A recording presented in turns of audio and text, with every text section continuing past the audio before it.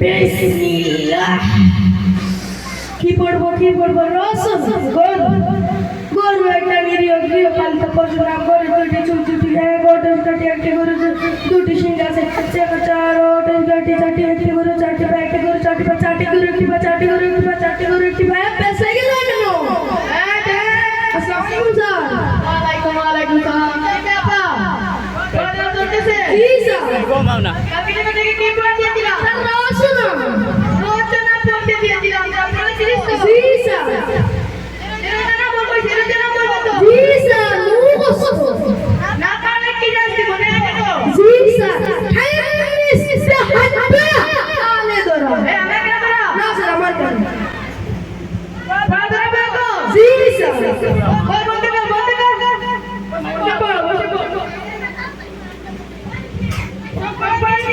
জি sir.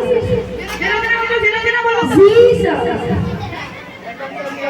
কি রচনা বলা?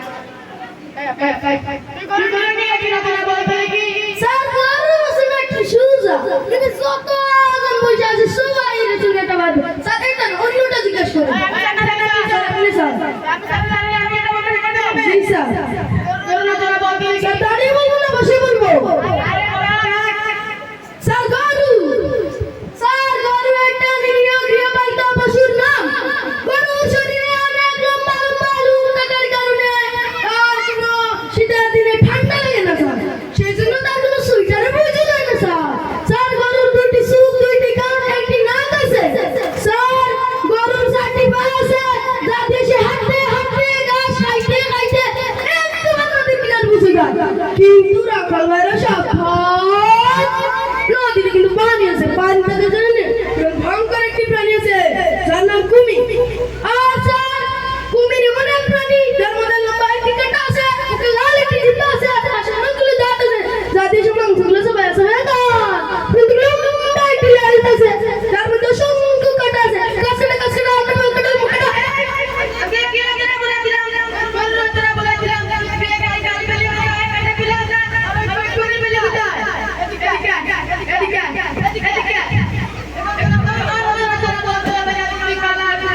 খবর আওয়াজ কিতে হয়ে গেছে মাইক্রোফোনের আওয়াজটা।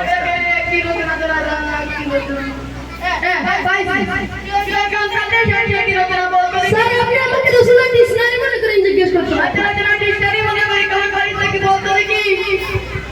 স্যার তাদের শাড়ি আজকালকার গ্রাম বাংলার মা বোনেদের কাছে তাদের শাড়ি অনেক ভক্ত। আজকালকার মায়েরা, বোনেরা, নানিরা, দাদিরা মায়েরা, দাদির মায়েরা সবাই তাদের শাড়ি ভক্ত।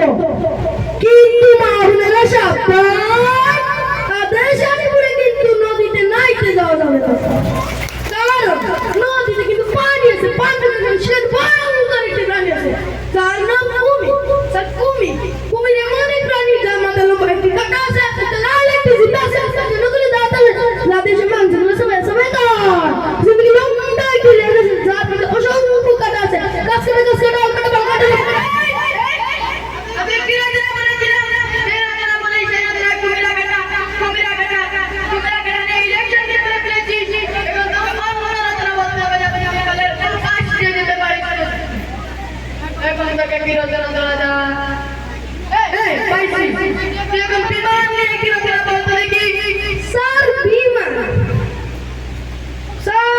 বিমান এমন এক যানবাহন যা দিয়ে এক রাষ্ট্রের অনেক মানুষ অন্য রাষ্ট্রে অনেক তাড়াতাড়ি উপস্থিত পৌঁছা। স্যার কয়েকদিন আগে আমি একটি পত্রিকায় পড়েছিলাম একটি বিমান মালয়েশিয়া পতিত হয়েছে।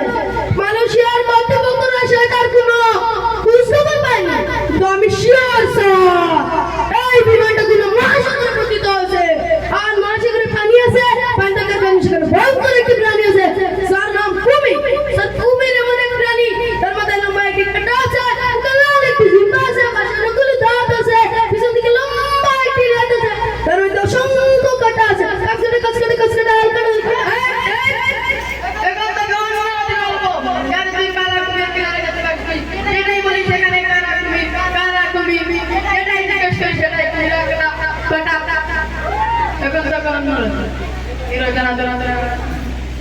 এই পাইছি তুই পলাশি তুই নিয়ে কি কথা বলতো কি এর আপনি আমাকে রসনা ডিকশনারি মনে করে জিজ্ঞেস করতে পারেন ডিকশনারি মনে করে কেমন হইছে কি পলাশি তুই নিয়ে বলতো কি স্যার পলাশি যুদ্ধ বাংলা বিহার উড়িষ্যা জগৎ অন্তিম লগ্ন সেই সময় বাংলা সিংহাসন লাভ করেন নবাব সিরাজউদ্দৌলা তিনি তার ন্যায় নিষ্ঠার সহিত বাংলা পরিচালনা করতেছিলেন সেই সময় বাংলার প্রধান সেনাপ্রধান হিসেবে নিযুক্ত করা হয় মীর জাফরকে যা ছিল স্যার ইতিহাসে হাল কাটা কুমির আর কুমিরের মনে প্রাণী তার মধ্যে লম্বা একটি কাটা আছে মুখে লাল একটি জিব্বা আছে পাশে অনেকগুলো দাঁত আছে যা দিয়েছে মাংসগুলো সব এসে এদিকে লম্বা একটি আছে তার মধ্যে অসংখ্য কাটা আছে কাছড়া আর কোথায় বলতে